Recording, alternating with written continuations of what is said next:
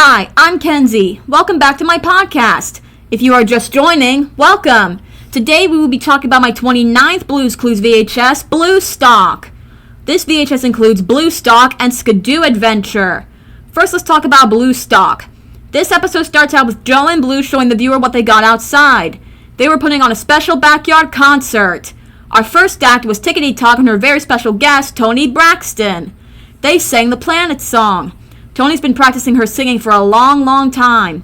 After the song, Blue mentioned that she was singing today. Joe wondered what song Blue was going to sing. That's when Blue wanted to play Blues Clues. But first Joe had to get rid of the paw print. He sang it away. When Joe went to get his handy-dandy notebook, Side Table Drawer went backstage to get ready for her song. She told him that he was not getting his notebook. Instead, he would find musical clues and play them on his handy-dandy kazoo. And so the game Blues Clues has begun. The viewer spotted the first musical clue that Banjo was playing. It went like this. Do, do, do, do. After the first musical clue was found, Joe went on stage again to introduce the next musical guests. Our next musical act was Periwinkle and his very special guest, Macy Gray. They sang a song that made them move and groove. They danced like a daisy, a monkey, and like they got ants in their pants. Then the viewer spotted the second musical clue that bass was playing. It went like this. Do, do, do. Together the tune goes, do, do, do, do, do, do, do. After the second clue was found, it's Mail Time on stage. This musical act featured Mailbox and his very special guest, India Ari. She sang the Mail Time song really well with reggae music. Reggae music has a nice rhythm that it made Joe and Mailbox dance in different ways. In the letter, a band called They Might Be Giants sang a song with some friends of ours. After saying goodbye, the viewer spotted the third musical clue that saxophone was playing. It went like this. Do, do, do, do, do. That's when Joe realized we had all three musical clues to figure out what song Blue was going to sing in the concert. And it was time to sit in the thinking chair, on stage. It was time to think. We were trying to figure out what song Blue was going to sing in the concert. And our musical clues were do, do, do, do, do, do, do, and do, do, do, do, do. Joe thought we know what all the notes sound like. Then he thought, why not put the notes together, and wondered what that song was. The viewer guessed correctly that Blue was going to sing Old MacDonald in the concert. At that point, Joe realized we just figured out Blue's Clues. After the celebratory song, Joe introduced the grand finale, Old MacDonald sung by Blue. Joe and the three musical guests sang along with her. Everyone sounded great, fantastic even. After singing Old MacDonald, Blue went to Blue's room. In Blue's room, Blue wanted to sing Twinkle Twinkle Little Star because that was a song that she didn't get to sing in the concert. She loves that song. So Boogie Woogie got some friends along to help. Some stars, I might add, named Twinkle Twinkle and Little Star. After singing the song, Blue wondered what Little Star really was. A star is a glowing ball of gas, like the sun. Did you know that? Let me know if you want. Anyway, everyone sang the song again. After that, Blue wrote in her journal about how much she loved singing Twinkle Twinkle Little Star. It made her feel so happy. Afterwards, it was time to go see Joe. Joe was playing his kazoo when Blue returned to the scene. It was time to sing a new version of the So Long song. And that's how the episode ends. Now let's talk about the episode as a whole.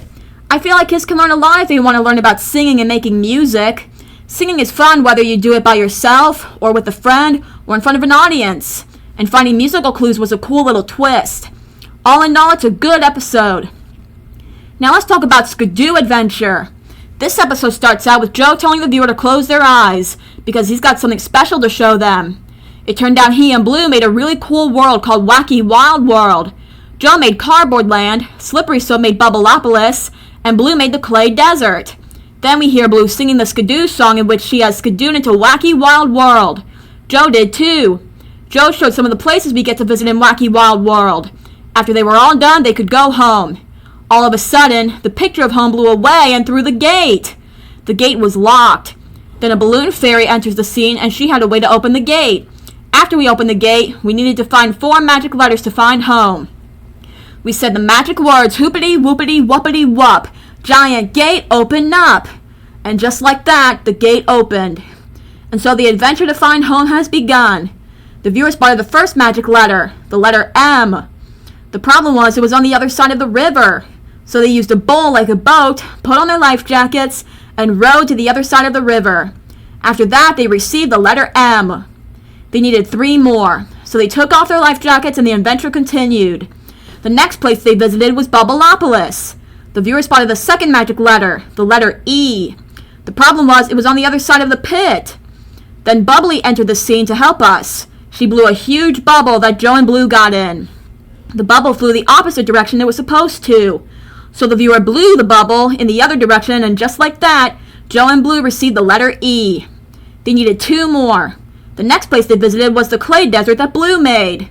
The viewer spotted the third magic letter, the letter O. The problem was it was all the way up on the moon. Then Clay Blob enters the scene to help us. He turned into a rocket, and Joe and Blue blasted off to the moon. And just like that, they received the letter O. They needed 1 more letter. The viewer spotted the fourth and last letter, the letter H. The problem was it was too fast for us to grab it. It slid underneath the door. The door was locked. We needed a key to open the door. So we followed the key under the cups, and it was ours. So the door opened, and the H was off again. I'm telling you, it was a fast letter. The final place we visited was Puzzle Town.